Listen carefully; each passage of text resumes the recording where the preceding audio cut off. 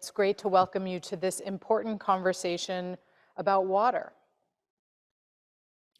Really how it's the wellspring of survival, the flashpoint of catastrophic climate changing events, and how it goes to the very core of the lives of women and girls around the globe. Tonight's discussion, our spring signature event for our Barnard Year of Science, marks World Water Day, the day each year the United Nations has designated to highlight the importance of fresh water and to advocate for the sustainable management of freshwater resources. And as something I learned a few years ago talking to one of our faculty members and the director of our climate action at Barnard, Sandra Goldmark, water is a social justice issue. So for example, 1 in 10 people on the planet lack access to clean water. And this is really a personal crisis for women and girls. They're responsible often for finding a resource, this important resource for their families, for drinking, cooking, sanitation, and hygiene. And here are some facts that I think are really interesting and important to understand. Women and girls around the world spend an estimated 200 million hours hauling water every day. The average woman in rural Africa walks 6 kilometers every day to haul 40 pounds of water. And the lack of clean water and toilet costs sub-Saharan Africa around 5% of its gross domestic product every year.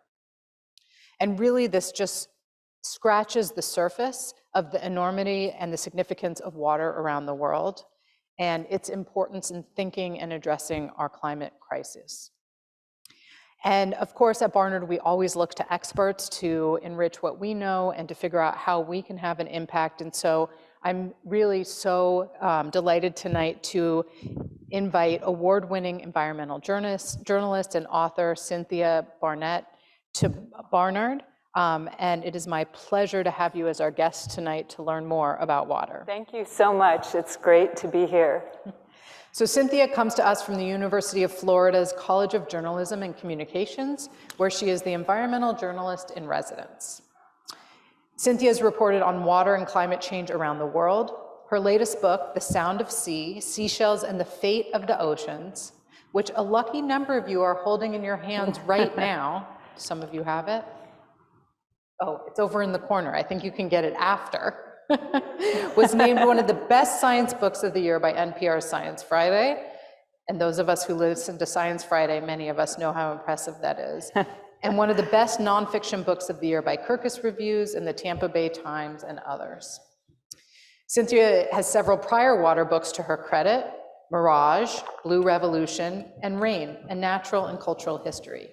This book was longlisted for the National Book Award and a finalist for the Penn E.O. Wilson Literary Science Writing Award. She has written for National Geographic, the New York Times, Los Angeles Times, Wall Street Journal, The Atlantic, just to name a few, and her numerous journalism awards include a National Sigma Delta Chi Prize for investigative magazine reporting. So it's so wonderful to have you today on this World Water Day and at Barnard, really to interact with all of us. Thank you. It's been great to be here, and it was great to give a talk earlier, an environmental storytelling workshop. So, yeah. So what drew you to journalism and specifically to a focus on water? Well, I'm one of those maybe rare people who knew I wanted to be a journalist from the time I was little. I actually wanted to be a journalist in the 5th grade. I was editor of my Girl Scout troop newspaper. And it sounds kind of cheesy, but I was kind of a muckraking Girl Scout journalist in 5th grade. And I had a very traditional journalism career. I worked for newspapers and then magazines. And along the way, it seemed as if every story started coming back to water. And that is definitely how I see the world, but that really is the world. That's so much of what we do, and our health and our economy and so many other things are all related to water. But I think the most important part of the answer is that I was really passionate about the environment and about water, and I was lucky enough to be able to steer my career into reporting on the thing that interested me the most and that I was most passionate about. That's great. This year marks the 50th anniversary of a piece of legislation that has made a profound difference for water in the United States, the Clean Water Act. Can you tell us about it? Set the stage for those of us who are really learning about this act, the 1972, and really how it has changed and where we still have to go. Yeah, sure. So I will, I talked a little bit about this earlier. I'll start 10 years before the Clean Water Act. Rachel Carson publishes Silent Spring, which a lot of you have read and understand the impact of. And this is a time in American history when the natural resources of the United States were just extraordinarily polluted. Rivers in the industrial Northeast were catching fire. Fish kills were prevalent all over the country. Every single bay in the United States had raw sewage running directly into it. And it's really hard to emphasize to the young people in the audience just how polluted and awful it was. And Americans accepted that for a very long time as the price we had to pay for economic prosperity. And that excuse probably sounds really familiar to you now. It wasn't true then and it's not true now, but people had been convinced of such. And so a really important thing about Rachel Carson's work was getting across the extent to which, that was all pollution we could see. But she also helped us see the invisible pollution that surrounded us and was so deep in the earth, related to chemical pesticides, DDT and other pollutants. So eagles were nearly extinct, fish were dying, all kinds of birds were dying. And of course, what kills birds and fish can also kill people ultimately. And so she opened eyes in a way that those flaming rivers hadn't been able to. And that's pretty amazing to think that she could open eyes to invisible pollution in a way that even flaming rivers could not. And so all of this is setting the stage for 1972, when the United States finally passed the Clean Water Act. A lot of really important legislation happened in the few years before that. So the Clean Water Act, the Clean Air Act, the Environmental Protection Agency is created. And it really was a very momentous time and turnaround in terms of regulating industrial pollution. So, some of the really positive things that happened were that those raw sewage dumps into the bays and the industrial pollution became regulated. Not enough got regulated. So we're still living with what the Clean Water Act didn't do, but I think what it did do was so important to celebrate. And this is the 50th year celebration of the Clean Water Act. And I think sometimes we don't look back enough and celebrate what we got right. And that was something we got right. Another thing that happened right around then, who here has been to the Grand Canyon? And so keep your hand up if you know that we almost dammed the Grand Canyon. So just a few older people know that we nearly dammed the Grand Canyon. So I think it's important to look back and see what we got right and see some of the bad ideas that didn't come to fruition, to remember what can happen when we get together and put our minds together. So what stopped us from damming the Grand Canyon? How did that come about? Well, that was a really interesting coalition. It was an interesting coalition. The thing that is neat about that story is that it wasn't environmental activists per se. They were very much behind the organization. But the thing that was so important was that trout fishermen, rural people, families who love to go rafting. It was really a broad swath of support that came together to save the Grand Canyon and a lot of other important rivers from being dammed, although as we know, a lot of them were dammed. But that was a good save in environmental history. So talk to us a little bit about what the Clean Water Act didn't do. I know groundwater is an important part of that, Yeah, right? groundwater is an important part that finally is getting more of a look. But the really big thing that the Clean Water Act didn't do was that it didn't regulate agricultural pollution. So agricultural runoff and non-point source pollution. So all kinds of things that might run off the land into the streams, into the rivers, trickle back down into the aquifers. These are the really insidious pollutants that weren't regulated. And so stormwater runoff and kind of these nuisance waters are now the main pollutants harming freshwater in the United States. And industrial runoff, agricultural runoff is a big deal because of nitrates and other pollution that run off large farms. And these are really impacting freshwater bodies all over the country.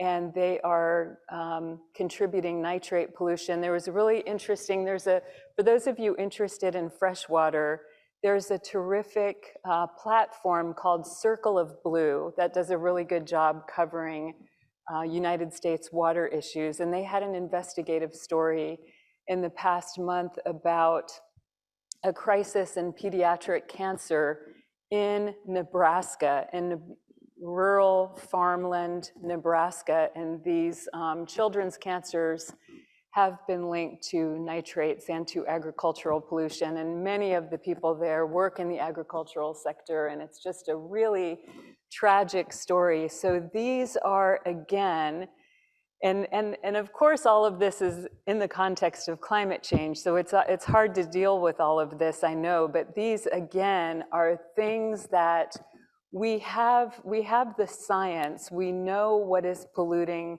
water. We know what is harming children who have some of these pediatric cancers. So we know what to do. And it's a matter of helping people understand what's happening to water and coming together to work on water. So this is a big question, but how do you do that? How do you marry the science with this focus and actionable steps to protect the water? Yeah. So that's the question I think about all the time is how to help people understand what's happening with again, things like groundwater and water pollution are invisible in large parts, and it's hard to help people understand, because another thing is you turn on your tap and all of this gushing clean water comes out, and it seems so easy in the United States, right? And we can buy bottled water anywhere. So it's really tough to get across how important this is and how what a threat it can be. And so that is, I think, my work and the work of a lot of people in this room and your students and your alumni.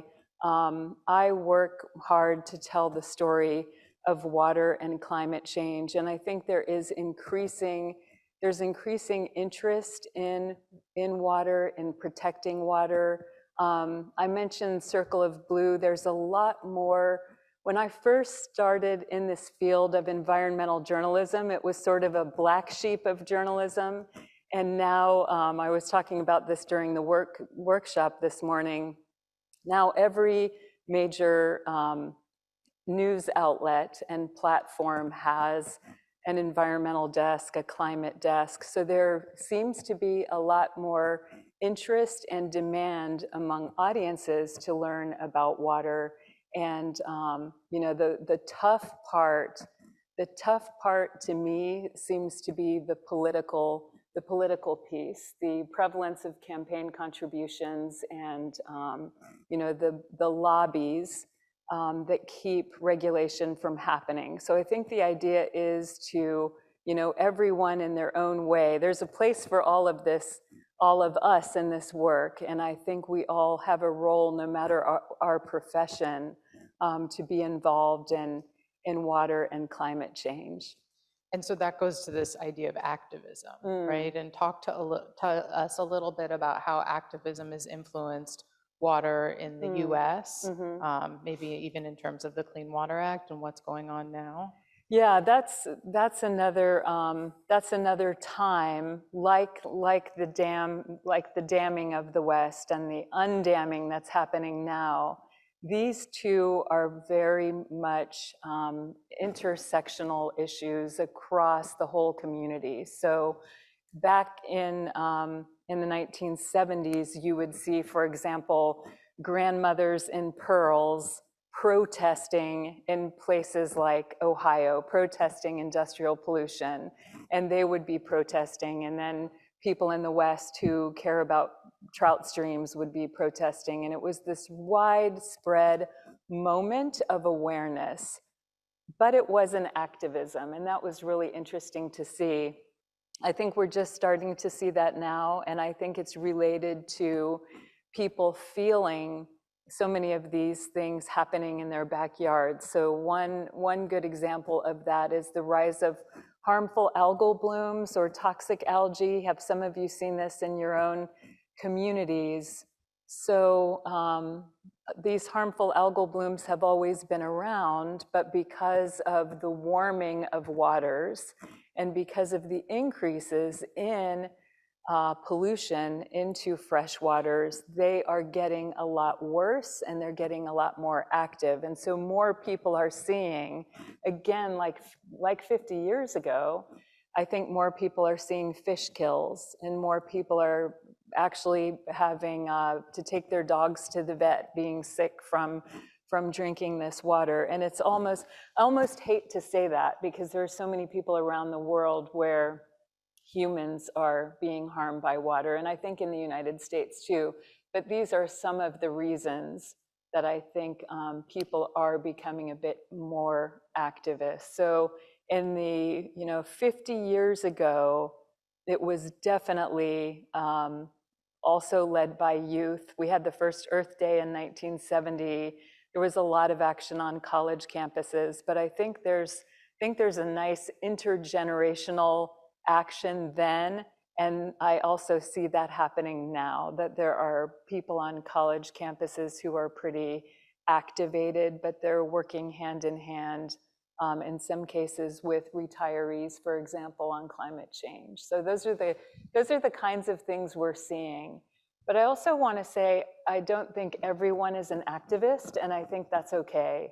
We were talking about that earlier today, that there is this spectrum of work, and especially in college, I think you're trying to figure out this place where your great talents or your great passions meet the Earth's great needs or the great needs that you see.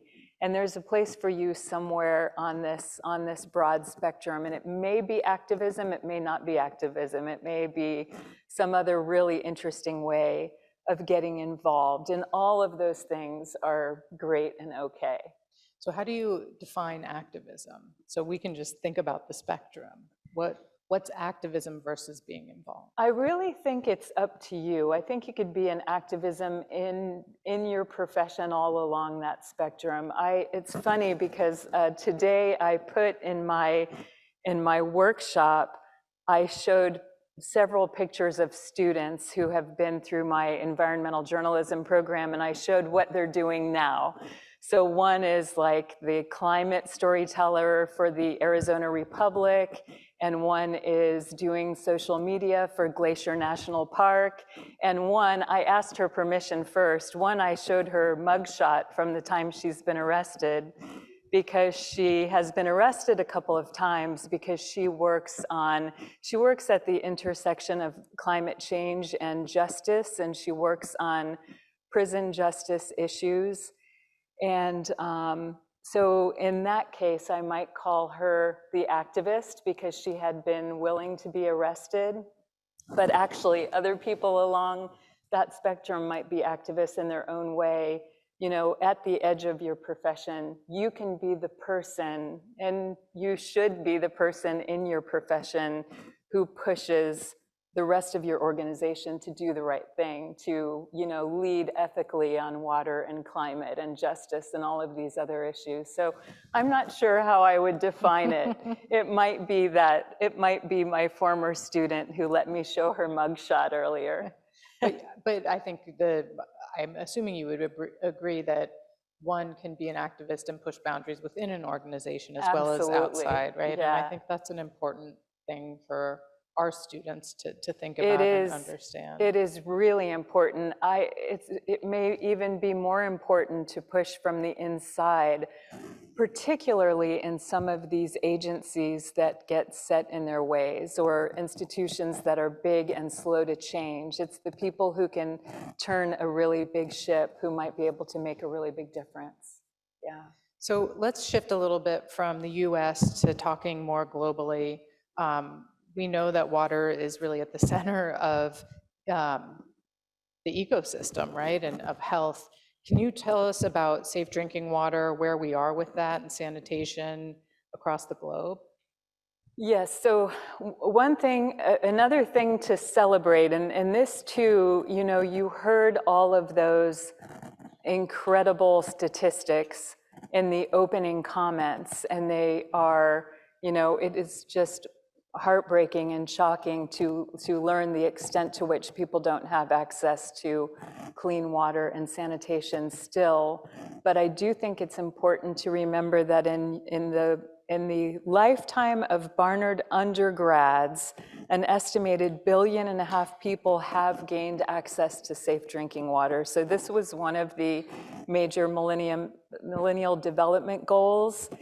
And we are not there, but we have gotten a good bit of the way there. I think that sanitation has been a lot more difficult than safe drinking water. And access to toilets is, you know, it is the second most important water issue after access to drinking water.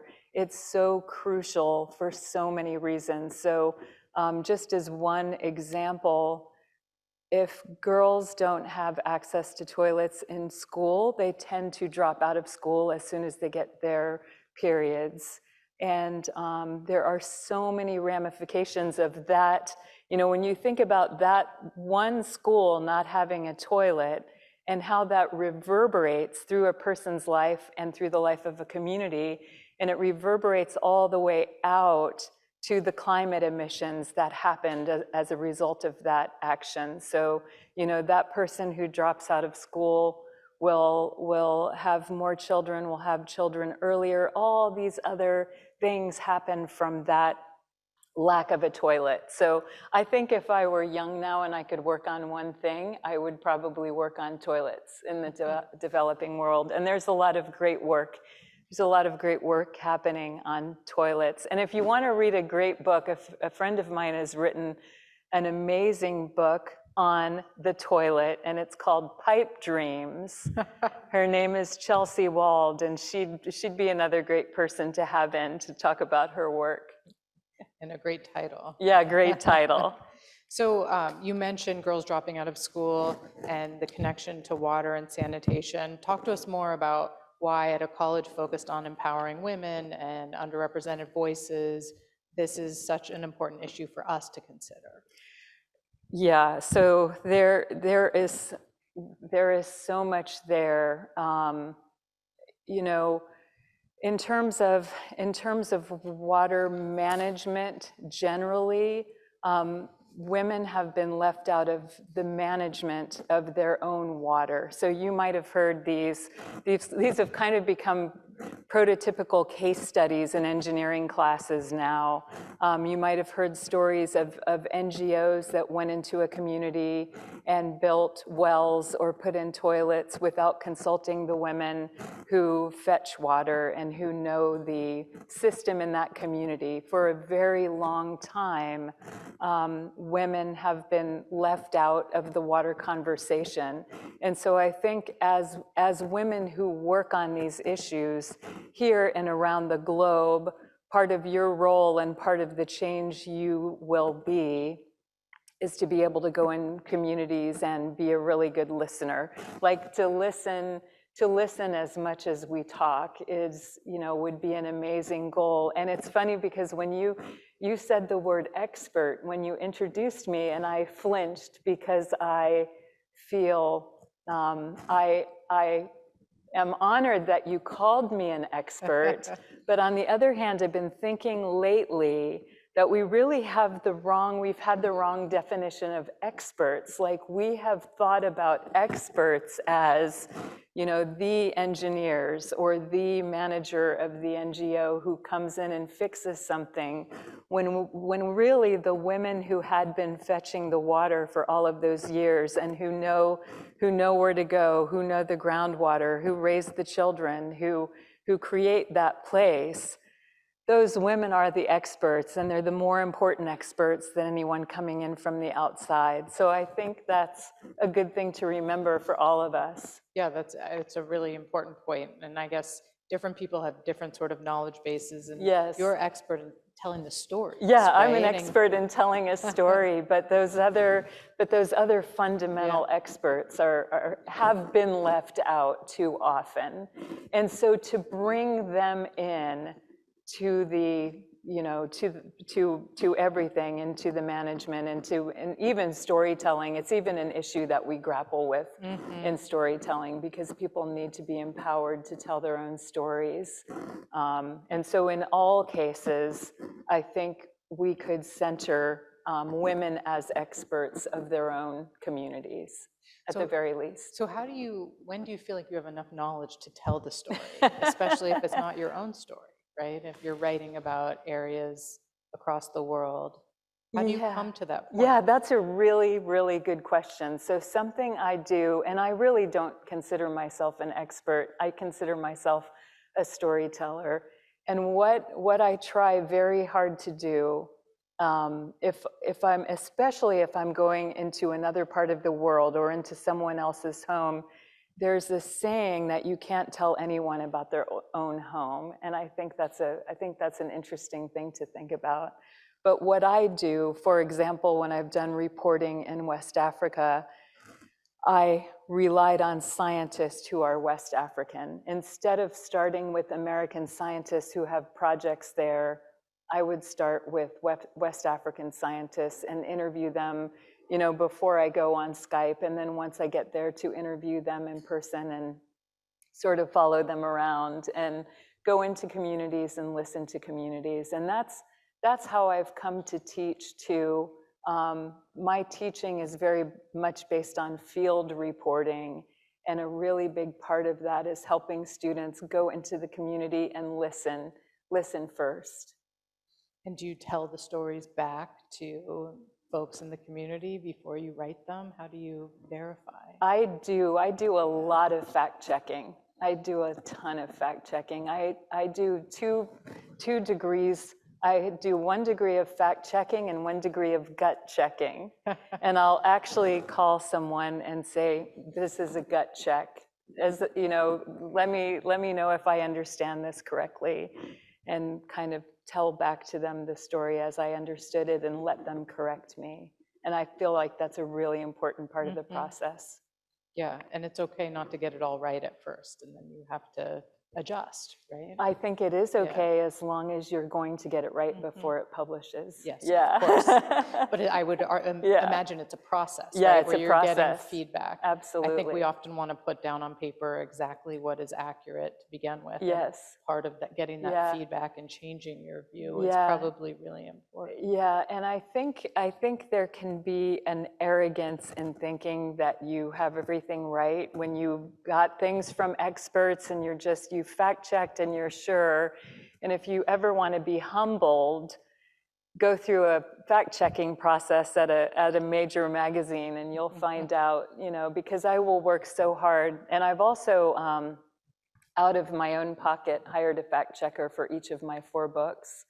And it's always amazing how hard I would work to fact-check every fact and gut-check everything. And then those fact-checkers were still well worth their money because they always found a lot in every chapter. Just things to run by me and say, are you sure about this? And it's a really good process. It's really important. And I think beyond journalism, it's important for all of us to, you know, approach with that humility of kind of going through life, checking your facts. Yeah, I mean, this is part of the scientific process, right? Exactly. I mean, getting people to read your work, having peer review, and then, you know, acknowledging when you don't get something right. Yes. I think there's like oftentimes this fear of not being exactly accurate with where we're going, and this inability to walk something back. And absolutely. I think that's the part of the learning process, right? You make mistakes. Yeah, it's part of the learning process, but it's also part of the building of trust. Like something that, you know, trust is a big crisis now in the United States and globally. The loss of trust is one of the reasons that we have gone through, you know, the vaccine hesitancy, the climate denial. So many of the crises we're going through are related to trust and the lack of trust, again, in experts.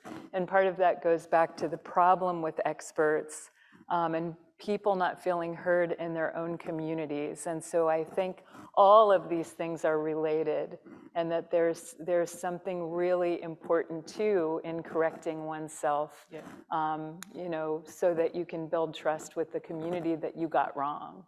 But let me also throw out this idea, and you can tell me if you think I'm off base, that maybe what we need to do is broaden our definition of what expert is, right? I don't think it's throwing the baby out with the bathwater there, but there are different people that come together, and that converging knowledge leads to the best viewpoint, right? So it's not just the scientific expert or the vaccine expert, but it's them working with the person in the community, and together that produces this expert knowledge. I love that idea of converging knowledge. I think that's a great concept. And that's, I mean, I think what scientists do, what I've done in the scientific process, I try and ask as many people and hope as many people tell me that they don't agree with what I'm saying, because that makes my knowledge better, right? And so you're looking for those different viewpoints. So maybe we need to be thinking about a form of what psychologists call collective intelligence rather than individual expertise.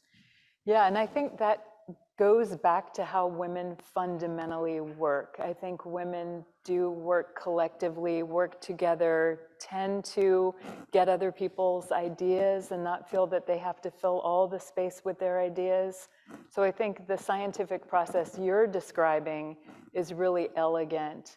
I don't think it's how we've done science in the past, and I think that's part of the problem, and how trust gets lost if communities feel that knowledge or information was extracted from them without that collaboration. Yeah, and without the turn taking, right? Yes. And the hearing and the bouncing ideas off each other. Right. I'll just give you one piece of data that there's a lot of work in psychology looking at how groups operate together and when they're most successful as a group, a collective body of expert. And it turns out one of the biggest predictors is turn taking in conversation. Oh, interesting. And do you want to know what the biggest predictor of turn taking is? Tell me. How many women are in the group? It's just the data. I was going to say, yeah. So you have been in so many different places and reported in from parts of Africa to India.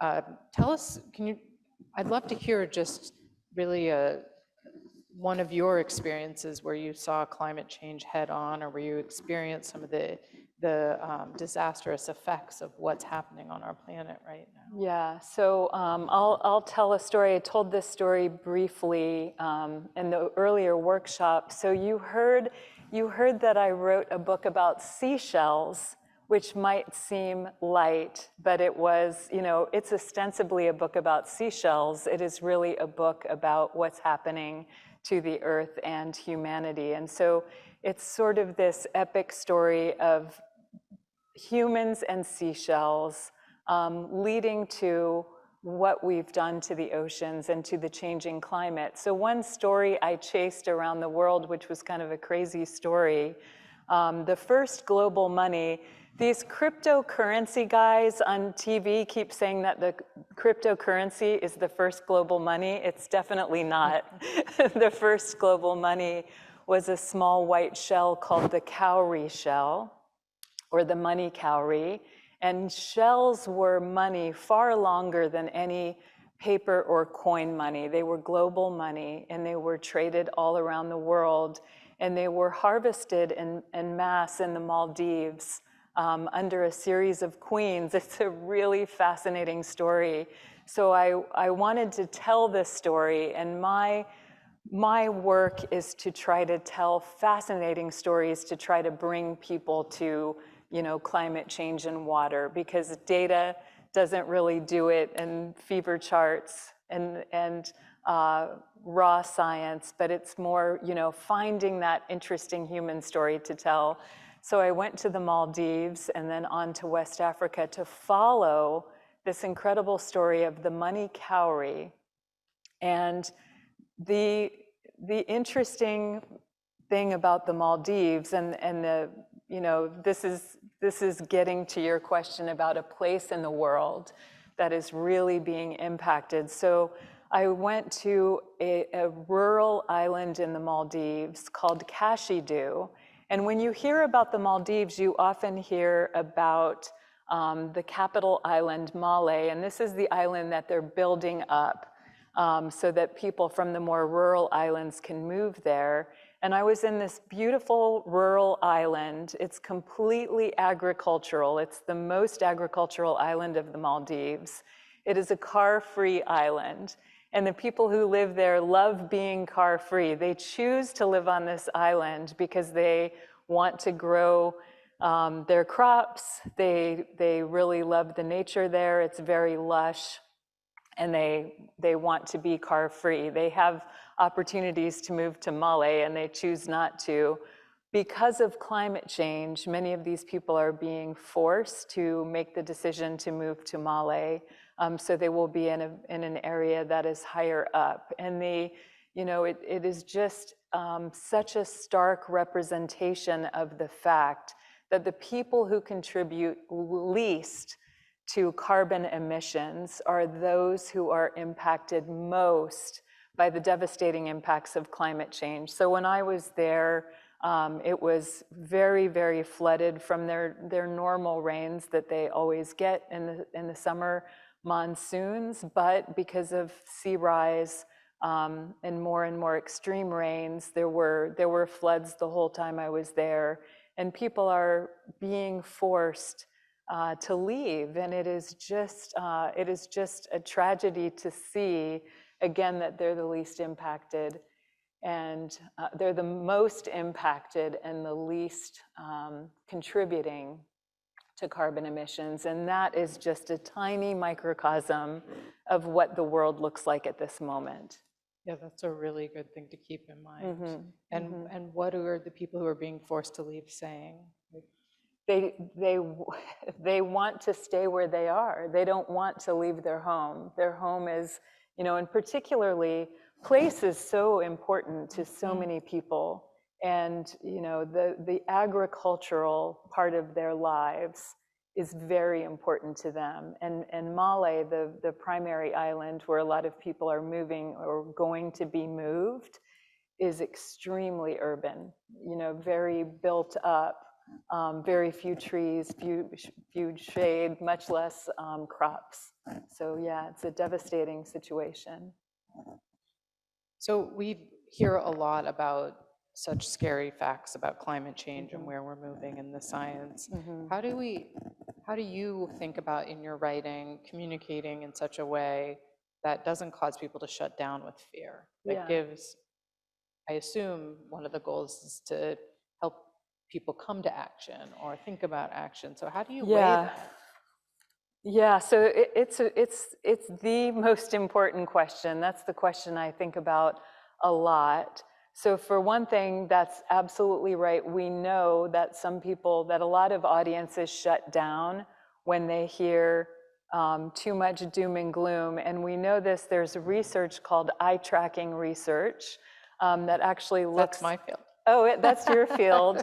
I don't mean to mansplain you about your own field. No, I want to hear about the research. There's eye tracking research that looks at people's eyes while they're reading stories on the computer, and they can this technology can see when people stop reading or turn away. And so they know that people often turn away when things are so, too bleak or too, too many numbers, just too much of a rain of bad news. And so it doesn't mean that we keep the truth or those numbers from anyone. I think the thing to figure out is how to tell those same stories, but in a better context so that they keep reading. And so that's what I think about all the time. So the ways to do that often involve like typical storytelling, what you think of. Like sometimes when I'm sitting down to write, I'll even say to myself, okay, once upon a time, just to get in that mode of telling a story. So it involves narrative, it involves telling stories about fellow people. People like reading about people.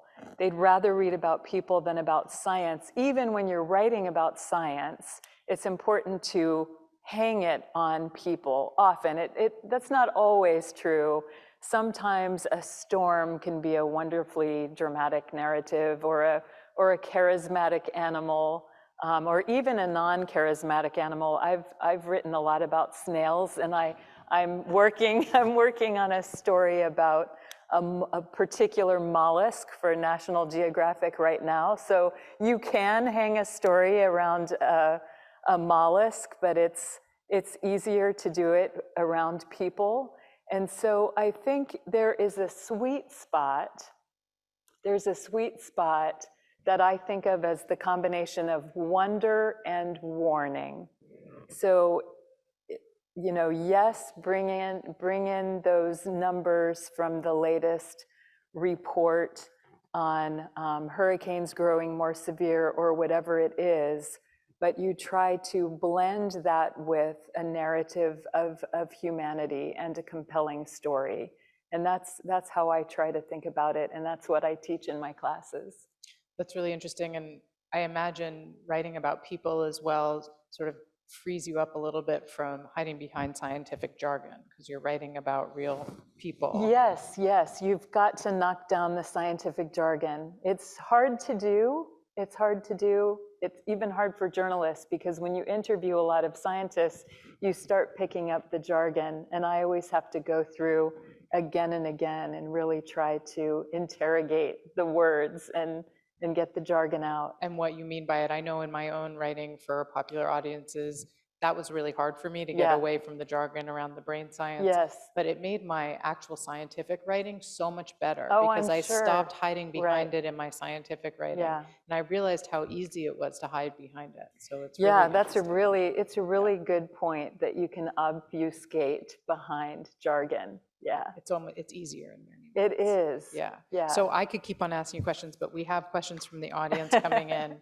So, and from folks online. So let's see if I can.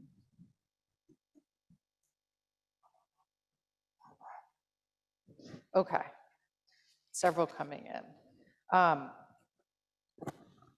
So there's a question from the audience really about, this has been so inspiring. It would be great to hear some of the actions we as individuals can take to help mitigate water scarcity issues. You talked a little bit about historically what some people have done in terms of protests and some of your students, but what should we be thinking about as students, as citizens? It's always such a hard and important question, because I worry about harping on people's individual responsibility when I think these problems are systemic. And I think that, the things that need to change are national and related to our economy, and I don't want to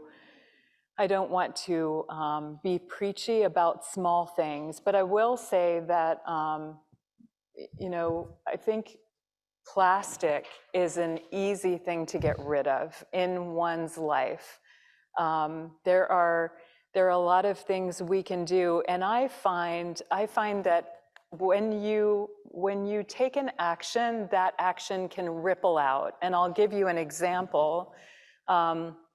At the university where I work, I was invited. Our president does these lovely humanities lectures because he really wants to celebrate the humanities at a Research One institution that is often, you know, we're always talking about AI and so on. So he really wants to highlight the humanities.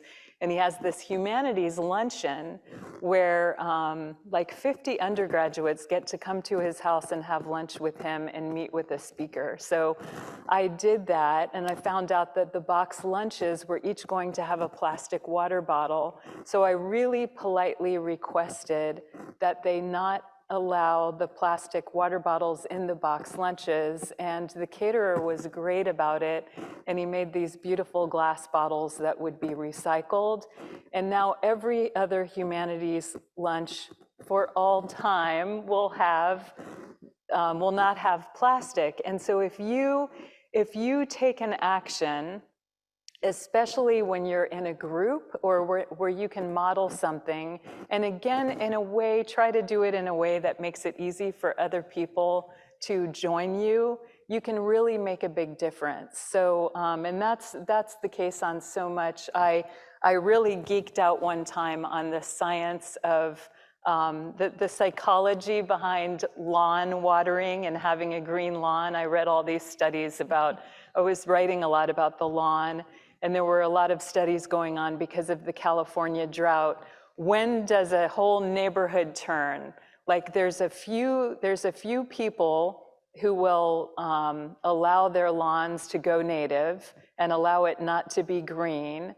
And first they're seen as outcasts and outliers because that neighborhood has been green for 50 years. But then there's a certain number, and once a certain number does it, they all do it. You probably know this science. It probably has a name. Yeah, what's the I think it's like 35 or 40%. Yeah. I can't remember the exact percent. But so you can make a difference. And we were talking about earlier in your organization, if you can be the one person who doesn't take a plastic bottle at an event, or if you can be a one person when you own a home, if you can be the one person not to water your lawn, and lawn irrigation is just completely bizarre that we irrigate lawns given the crisis of groundwater that we have in our country. And that crisis does exist here in the eastern United States. It is not only a crisis of the West. So things like that are things that we can do, and I think should do, to help turn the neighborhood. But then on the other side are those other actions that are really important to work on the systems themselves. And that is a matter of, you know, the really hard political work and economic work and those kinds of changes that really need to happen to turn our bigger neighborhood, our bigger global neighborhood. What our Barnard students will be working on in the future, many of them. Yeah. So we have a question here about the role of technology in thinking about water and clean water. Are there promising technologies on the horizon? How do we think about technology and all of it? It's a really good question to ask how we think about technology. And I would just offer a warning as we think about technology, because some of the solutions to water strife and climate crisis are big tech solutions that are really more about a company earning money than they are about solving the problem. So, you know, in some cases, technology will be the solution, but you've really got to approach technologies with some skepticism and really look at it and ask, who is this technology benefiting? And there is a lot of this coming down the pike. There are a lot of geoengineering solutions that are going to be offered as climate solutions, and it's really important to understand their impact. I'll just give you one example. There are weather modification technologies underway now that can kind of blast rain out of the sky from clouds. If you take rain out of the sky so that it will rain on a particular golf course or ski resort, these are some of the entities that hire, it's called cloud seeding. If you use that water and take that water from the cloud, you're keeping it from downstream. And you can see that happening on a global basis too. You could see countries trying to make it rain in a way that would keep that rain that would naturally fall on another country.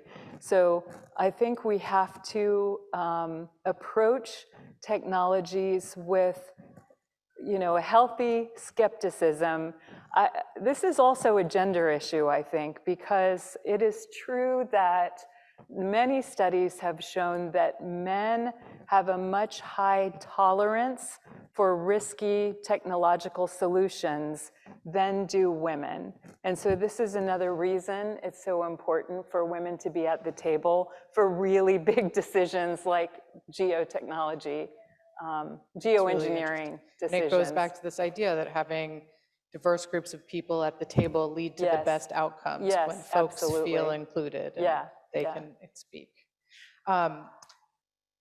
So we have another great question. It's from a student, I believe, and she asks, have you ever felt imposter syndrome? Many people, women often feel this, although I will say everyone feels it. And I think it's an especially interesting question given that your job is often to go in and tell stories that are not your own stories, right? Yeah. So how do you ever feel it? And if you do, how do you come to terms with being able to tell a story that is not yours? Yeah, so I always have imposter syndrome. Me too, by the way. Oh, everyone has it. So I had it when I was the editor of the 5th grade Girl Scout troop newspaper. I have it at age 55. I had it at age 21. I had it on my first day of my first newspaper job. It's always there. And so the important thing, I think the really important thing is to know that everyone has it. Does everyone have it? Or really, like even men who act like they don't have it? There are folks that are on spectrums, but there's a great graph that I put up often when I'm giving my talks, and it says, women who have imposter syndrome, it's a pie graph, women who have imposter syndrome, other people, and then everyone else who also has imposter syndrome, and it's a complete whole because there's a lore that it just affects women. But obviously, if you are not well represented, you can feel it more in a particular situation.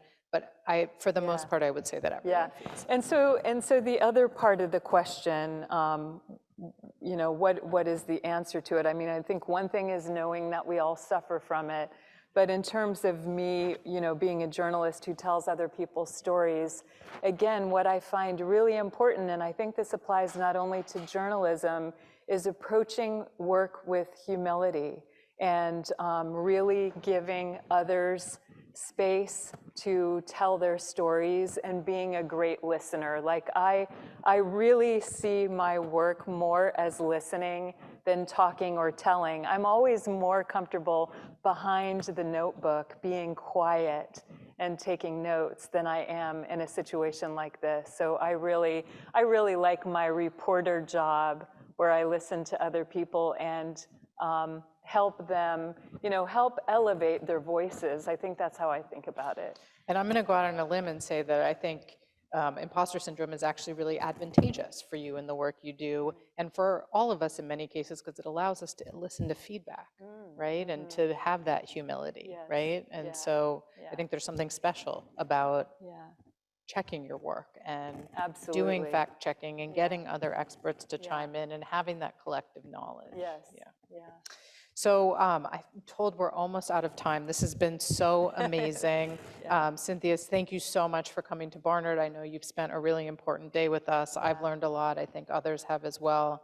I want to thank everyone for attending tonight. Yeah, thank you. And just highlight that this is really a special year for Barnard. It's the Barnard Year of Science, where we're really shining a light on the powerful, innovative STEM programs, accomplishments, and opportunities of our students. But I think of the Barnard Year of Science in the context of a liberal arts education. It's not the liberal arts and sciences. Sciences are part of the liberal arts. And the idea is really to tell the story across the arts and sciences. And you do that so well. Thank you. And it allows us to do what we do. I think I felt so proud sitting here listening to you that all of our students take a really intense year of writing. Yeah, so great. That all of our students learn to deal with empirical information and data, and that, you know, we're setting the next generation off to really change the world and affect change with your guidance and stories along the way. Thank you. So thank you again for taking the time, and thank you everyone for coming. Thank you.